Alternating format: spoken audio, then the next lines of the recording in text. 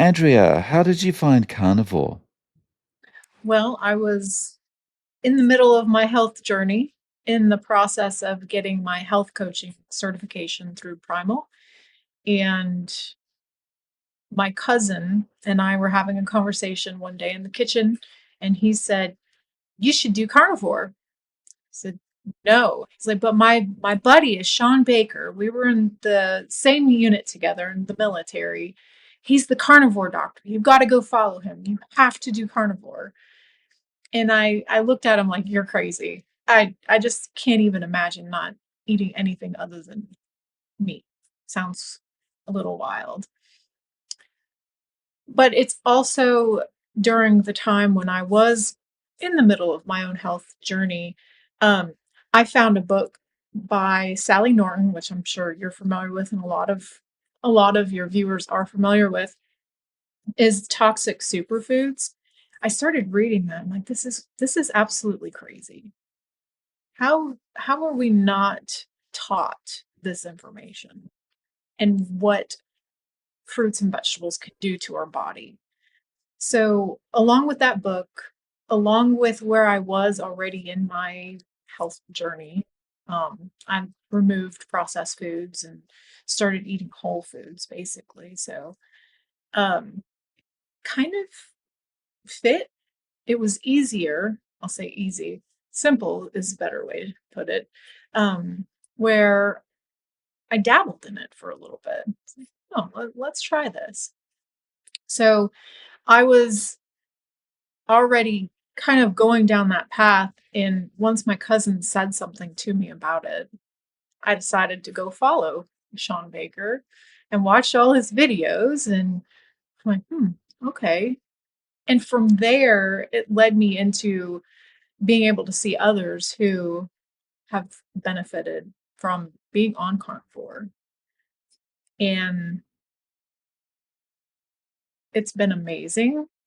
I would say probably the past 4 months, I've been fairly strict with it, but it's the only thing that has really propelled me into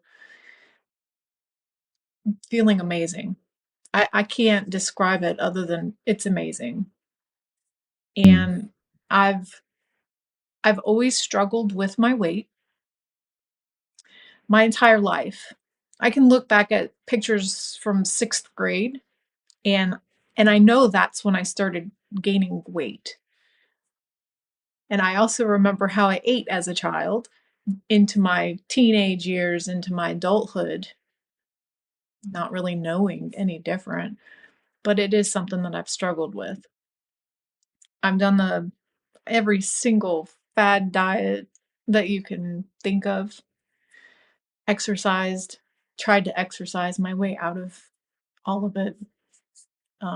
But it's just been pretty amazing since I've cut everything other than coffee.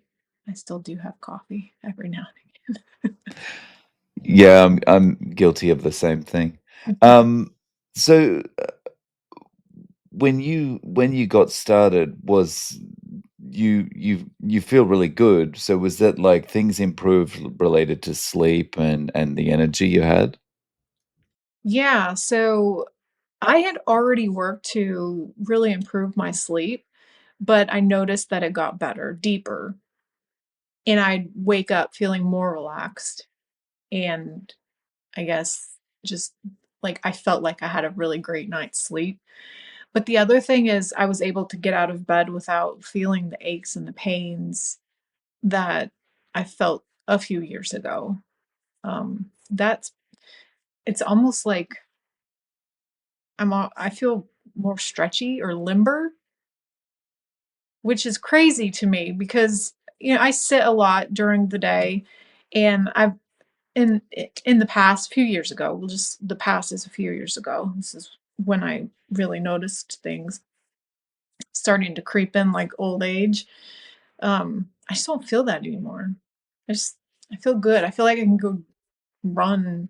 I'm not going to say a mile, but I can go sprint if I really wanted to, or I just feel light and lively. And my brain is not foggy like it used to be. Those are the biggest differences that I found. Right. Yeah. Um, so when you when you kind of started down this path that led you to speaking to your cousin and so forth, one of the things you mentioned is reading Sally Norton's book. Was What was the thing that kind of interested you in getting that book to read? Were you experiencing some kind of problem, or was it just the title was kind of shocking? Or You know, I think it was my sister that started reading it and she told me about it.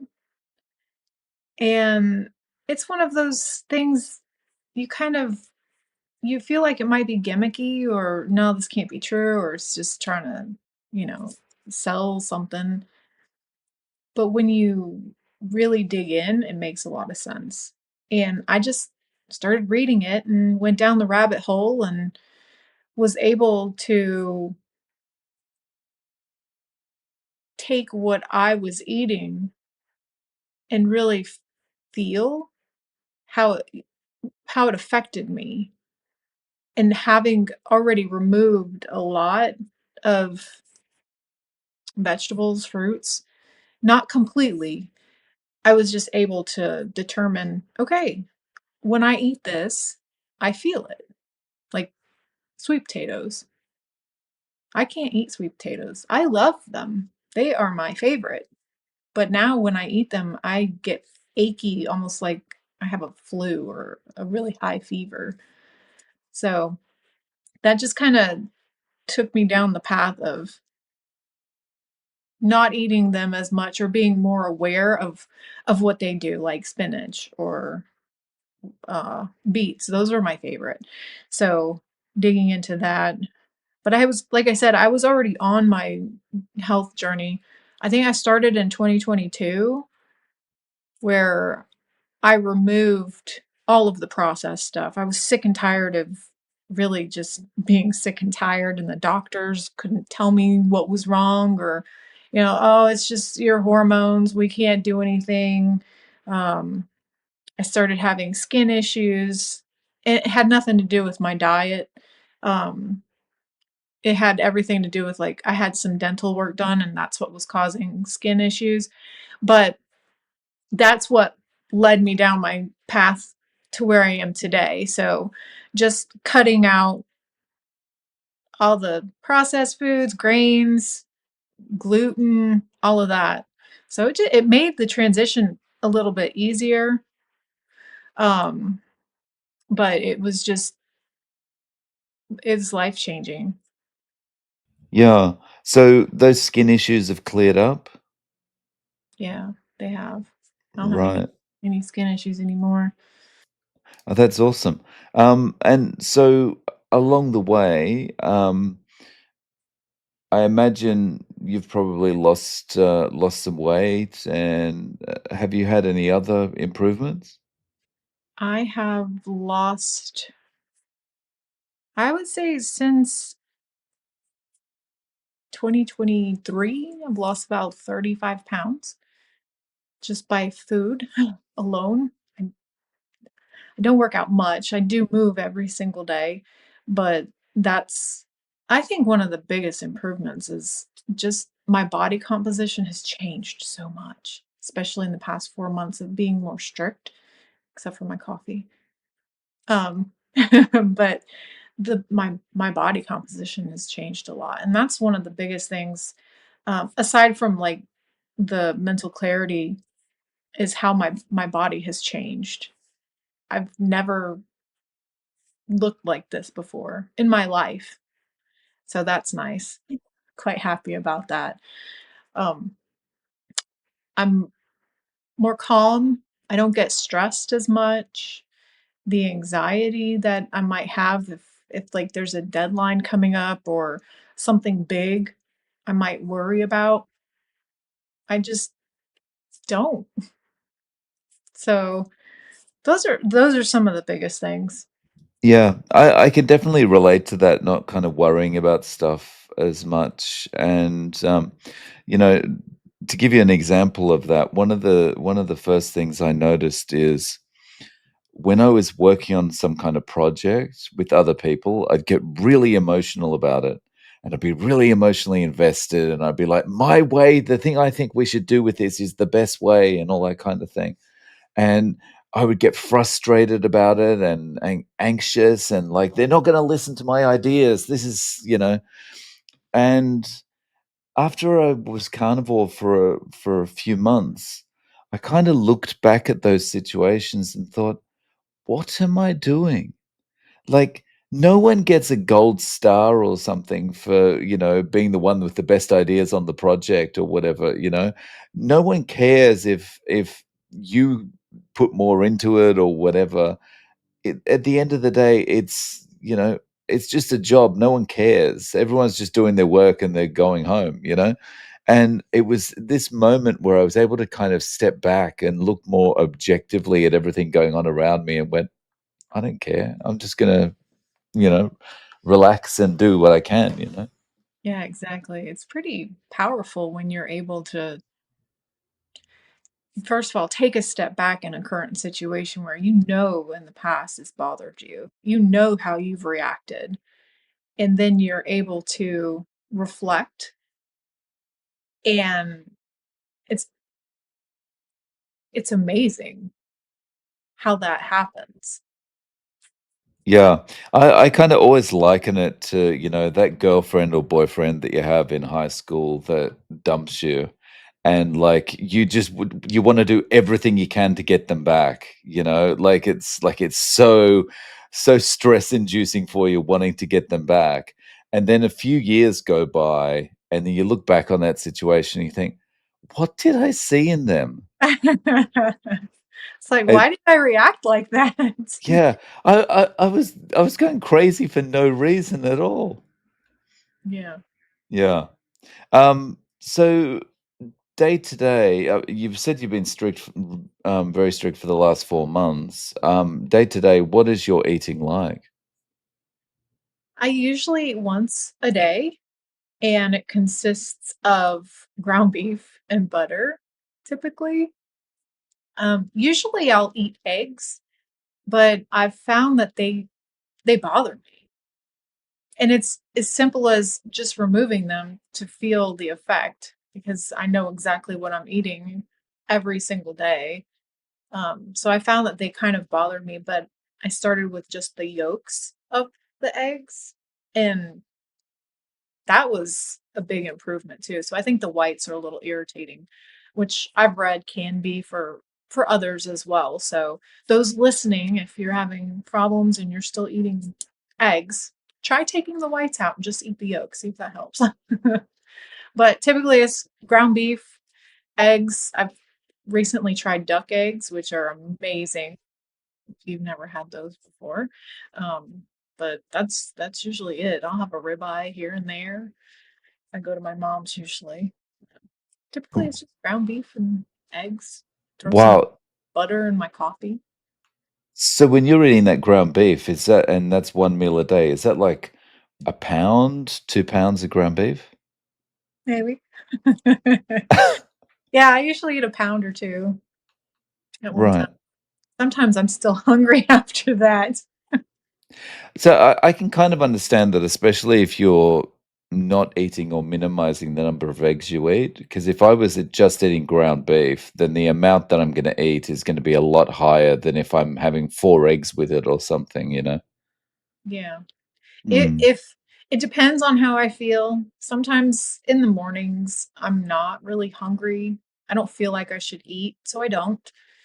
And I'll wait till later in the evening. That's usually when I eat more, as if it's later in the evening because I'm pretty hungry by that point. But sometimes I break it up. Sometimes it's lunch, sometimes it's dinner. But known to eat a 32-ounce steak and tomahawk at once. it, it's quite a freeing thing in life to be at the point where you can wake up, maybe have a coffee, or some water and just go, "You know what? I'm just gonna get on with my day now. I'm not gonna eat anything." And you can go about your day, do everything, not have food noise going on, and then come home at night and go, "Yeah, I'll have something now." You said a key word there, food noise. That's real. And it's real because we're so used to all of the ultra processed foods, the sugars, the carbs. We're accustomed to that, and that's what our body craves until you take it away. And once you have removed that, all of that food noise, it goes away. It just, you don't think about it all of the time. You think, oh, well, and this is me personally. For me, if I'm hungry, I need fuel. I don't necessarily want to go find something that is, sweet and succulent or whatever. It's going to be, let's see, I should probably have some ground beef or eggs. Like that's the proper fuel. And I'm not craving any of that other stuff anymore. I think I think the biggest problem for most people with that food noise is that most people don't understand that the food is being manufactured to keep them addicted to it, right? The food's not being manufactured to pump as much nutrition as possible into it. Like, it's not what food scientists are there for. No, That's not what their KPIs are about. But everyone sees it though as a personal failing. Like, it's just me. Like, my friend doesn't have this problem. It's just me that has this problem that I feel like I always need to eat all the time. Right? It's a problem with my body. And then so when they first hear about something like carnivore, they can't imagine a situation where they would ever not be in a state of needing to eat. exactly. And it's when you say what you just did about feeling like it's just me, it's just my body. That's how I've felt my whole life. Oh, she's just big bone.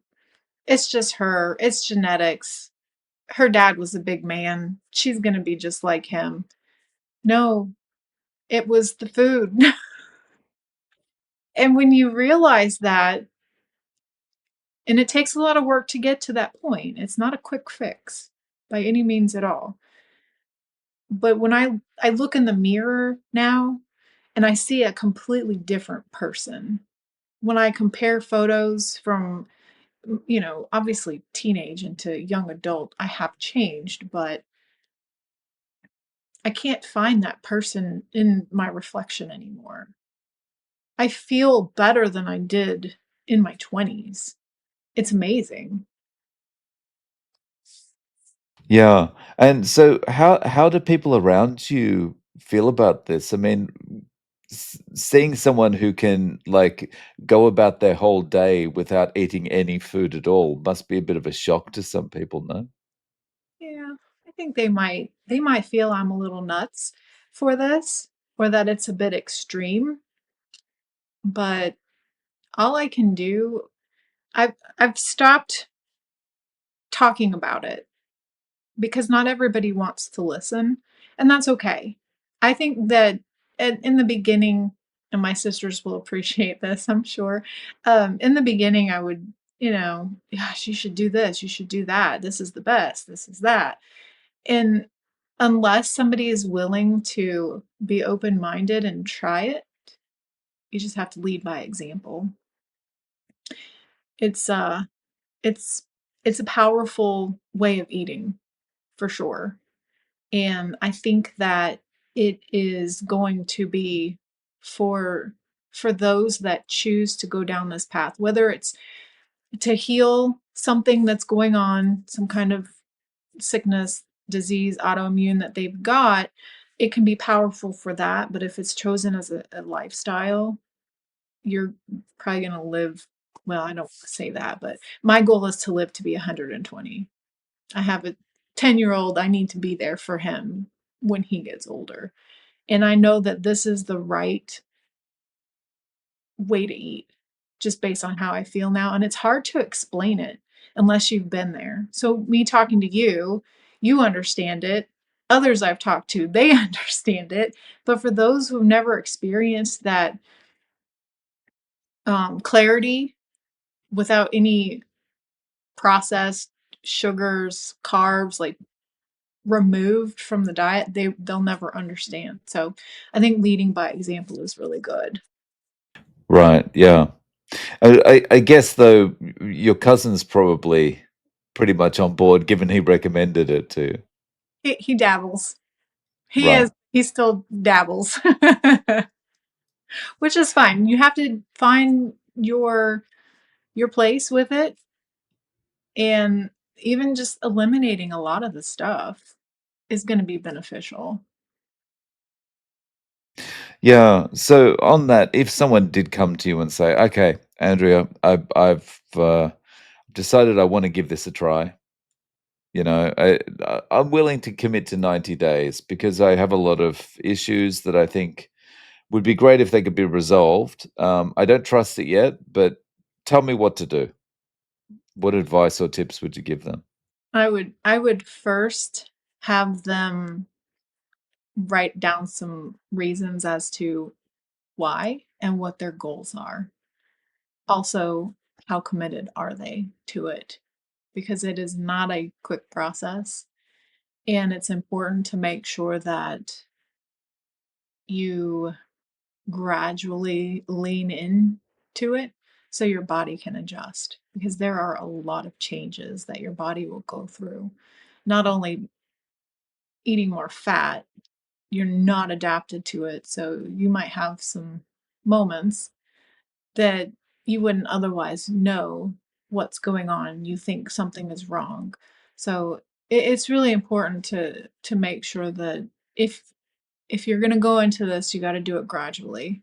Start removing things and eliminating processed foods, eliminating the fruits and the vegetables.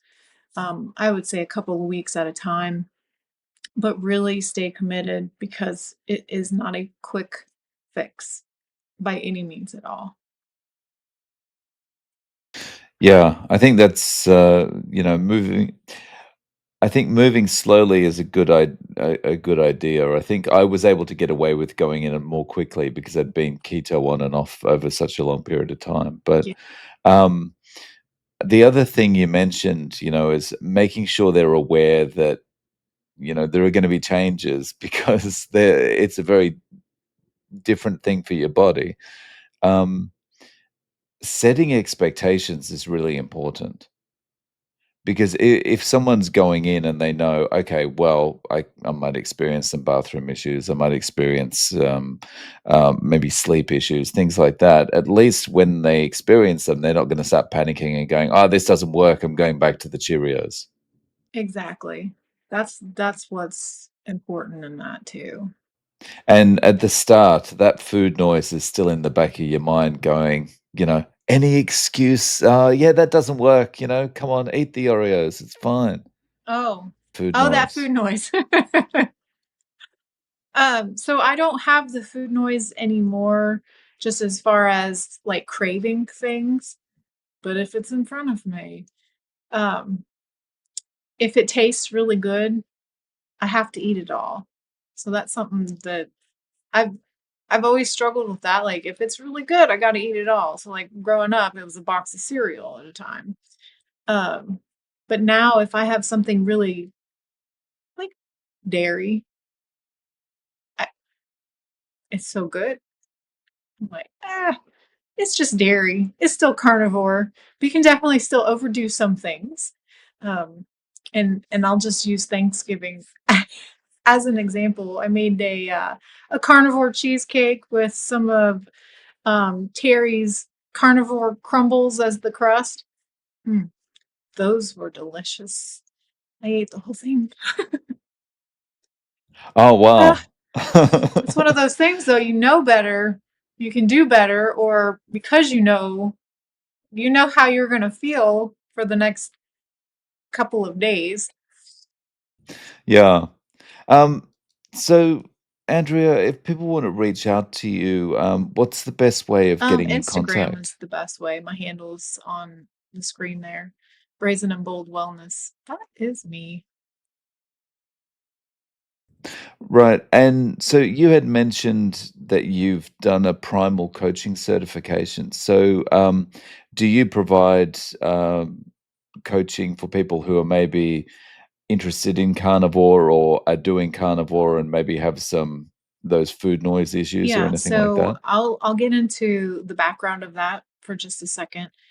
Um, because I was going through my own health journey and it was so powerful at that time, I decided to go ahead and look into becoming a health coach so that I could help people in the same situation because somebody helped me.